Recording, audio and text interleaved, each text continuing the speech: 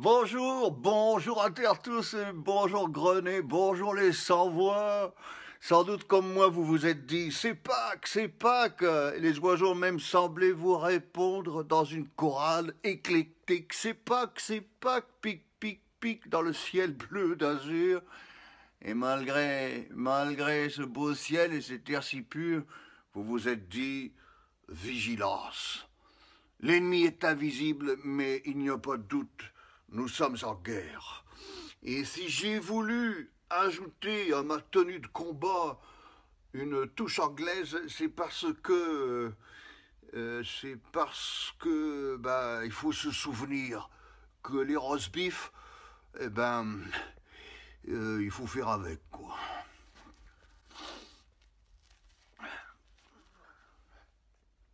Si je suis devant vous à cette heure, c'est parce que je peux dire que je suis en première ligne. Comment vous dire J'ai reçu les compliments de Bertrand Coq en plein bide. Imaginez invité du journal de BFM TV en tant que spécialiste du pain perdu. Je crois que ce serait outrepasser mon peu de connaissances dans l'immense débat, la grande question du pain perdu. Attention, Bertrand, je vous mets en garde, je ne peux pas prétendre être un spécialiste. Mes compétences, vous le savez, se limitent à l'expérience des sans-voix et puis à nos échanges.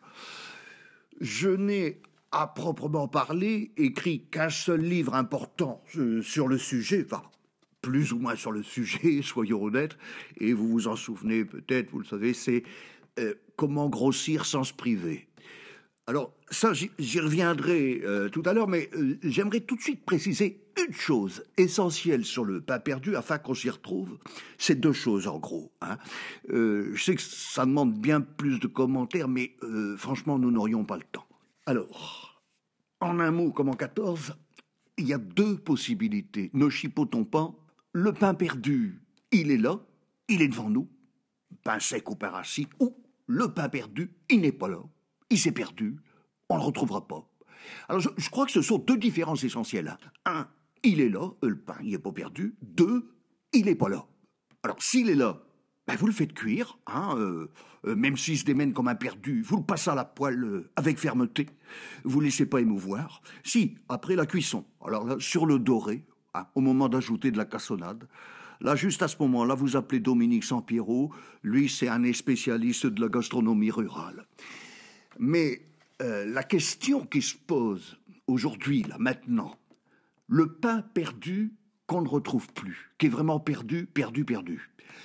Alors, comment c'est qu'on va le cuire? Voilà, vaste question. Il y a différentes façons de le faire cuire. C'est là que ça se complique. Ça va un peu vous surprendre, mais c'est mon boulot des spécialistes et de vous surprendre. Pain sans pain. Je vais vous dire, c'est aux États-Unis que les recettes du pain tout perdu sont les plus nombreuses. Pourquoi? Écoutez, c'est bien simple. Vous savez que le problème de l'obésité est devenu national aux États-Unis. C'est aux États-Unis qu'on a vu se former des groupes du pain tout perdu. Ils se réunissent, n'est-ce pas, c'est un peu comme des sectes, pour ne pas manger du pain. Voilà, alors là, il faudrait quand même pas dire ça, parce que c'est pas tout à fait exact. On peut dire qu'ils préparent cette absence de pain, qu'ils ont des recettes assez nombreuses, des rituels de table, et qu'ils non mangent ce pain tout perdu. Ils mangent ce vide, cette absence, et eux disent que ça les fait maigrir. Voilà, les photos ne sont pas toutes convaincantes, il faut l'avouer, mais on peut croire que ça marche.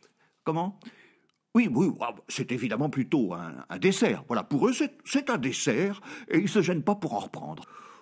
Voilà, il y aurait encore beaucoup à dire, mais vous savez que ma grande spécialité, c'est de faire bref. Alors, je suis obligé de m'arrêter sur ce point conclusif. Il est dû, le pain perdu. S'il est perdu, c'est qu'il n'a plus. Mais tu peux tout dit en faire cuire. Une gamelle, ça coûtera. Tu retrouves ta ligne en moins que rien. Le pain perdu, oui, mais ultra light aussi. Voilà. Sinon, chez le pain russe. Alors là, ça, c'est selon vos opinions. Là, ce pain-là, c'est du solide, quoi. Il faut qu'il y en ait des masses là-bas. Voilà. Ils ajoutent du chou, des pommes de terre, des miches d'avant-guerre, tout ce qui fait que ça tient au corps, quoi. C'est du pain perdu matérialiste, universel et pour terre douce. Voilà, il me reste à saluer les sans-voix, bien sûr, et puis Bertrand Coq, lui glisser qu'un jour, tarte au libouli, tarte à chuc, il va trouver le sujet choc. Et on va le voir sur BFM, et puis ce sera Jean-Paul Delatte, qui en tant que spécialiste de la question des spécialistes, lui fera son interview. Allez, il me reste juste à signaler une petite réserve sur la consommation du pain tout perdu à l'américaine, c'est si vous souffrez d'aréophagie.